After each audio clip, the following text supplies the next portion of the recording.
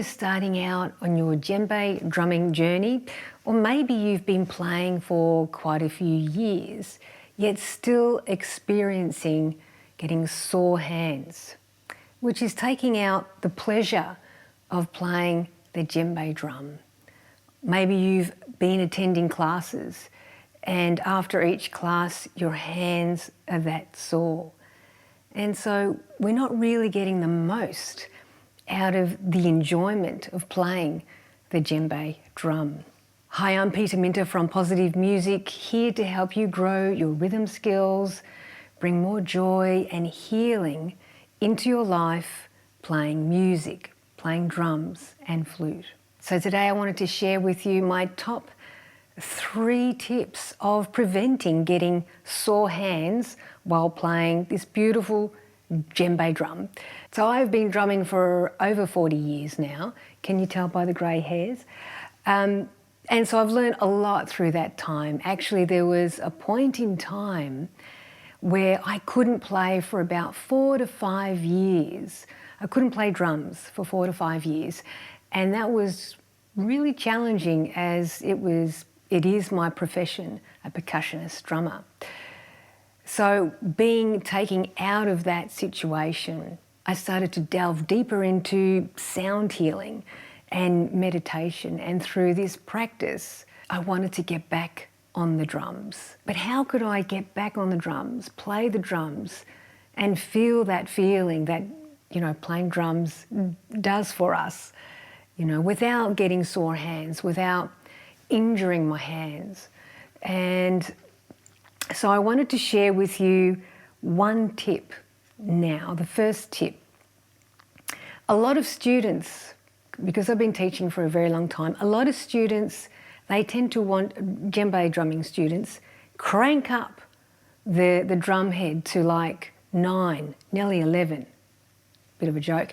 But yeah, crank it right up. And so the entire class is filled with students that have got drums that are high pitched in that frequency, and to basically get over one another in volume. And so not only does it really harm our hearing, but it's not a pleasurable sound, and it also hurts our hands. And so my recommendation is to detune the skin on your djembe drum.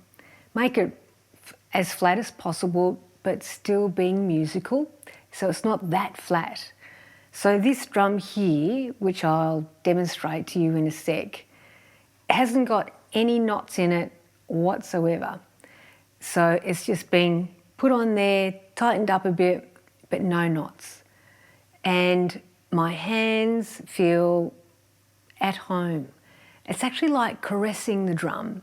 It's not forcefully trying to get those slaps out, trying to get those tones out, but just nice and easy and relaxed.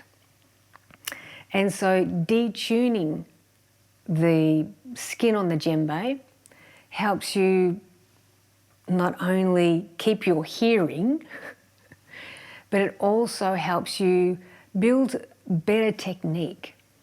So you're not relying on the high-pitched sound of the drum to make sure that you get those slaps out. Yeah. So detuning the skin helps you work on your tones to get beautiful tones, and then the slaps as well. And there's more colour, there's more tone in the slap by having it detuned, so not having it cranked up too much. Yeah. So try that. Yeah.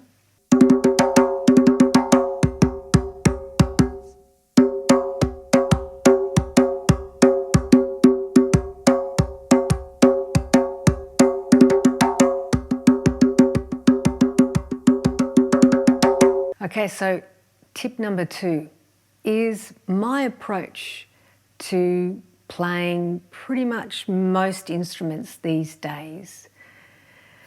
It's a different approach, and it's where I bring in a lot of my meditation practice. And so there are different points where we can come from playing any instrument. I like to be the observer of what my hands are playing. And so by being the observer, I'm really relaxed in my hands. So coming with the approach of playing the djembe as being relaxed and just observing my hands. So I'm not fully into my body and going, I've got to play these, I've got to get this out, I've got to play this rhythm, I've got to get this sound. So basically trusting in yourself, letting go of needing to get it right, because the more that you play, the more that you relax your hands with the mindset of being the observer, for one thing, you're taking care of your hands. And remember that your body is the instrument. Your body is the instrument playing the drum, yeah? And so that's where you're observing. So taking care of this instrument is number one, because as long as we take care of this instrument, we can have a lot more joy. We can connect and create for ourself, healing for the self. This is an instrument, this instrument, and this instrument is a way to connect with others, a way to connect with our own creativity, our own higher self. So being the observer, I just want you to experiment with that. Just try it, see what happens, and see how light your hands are playing. So they're not forcefully trying to play the drum. I've been there, I've done that, I've been heavy-handed and I've been right in there trying to play. But my new approach since the injury that I've had is being more mindful of the approach to the djembe drum and just watching, yeah? And notice how effortless it is, just watching. And if a slap doesn't come out, and when I want to play a slap, let it go. It'll get there, yeah? It's trusting in your body and it's letting go of, well, shall I say the ego? Yeah.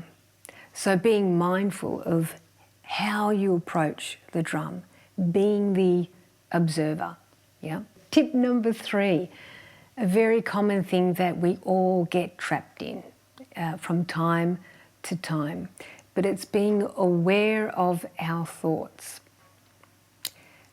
comparing ourselves to others. Now, this can take us down a road of, I need to be better, I need to be perfect, I need to be accepted, I need to play like this, you know. So just be mindful of comparing yourself with others. Where you are is exactly where you need to be. So being self-aware, creating your own music and accepting where you are at this moment. And acknowledge those wonderful players.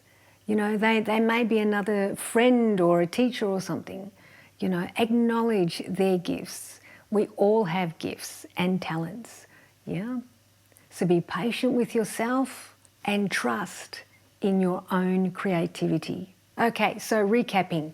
Detune your djembe, be the observer of your playing, and let go, try not to compare yourself with others. So these are the 3 things that I'm constantly being in my mind, yeah, being really mindful, being aware of where my thoughts go. Because soon as my ego comes in, I just want to roar and see if I can play faster, see if I can play louder. And that's where the trouble comes in. Okay, so thank you so much for watching, spending your time with me. I really hope that you get the most out of this and that you can play to your heart's content for many, many years without getting sore hands and really getting the benefits out of playing the djembe drum. So maybe you have some tips of your own to prevent sore hands. So I'd love to hear from you. Just leave a comment below.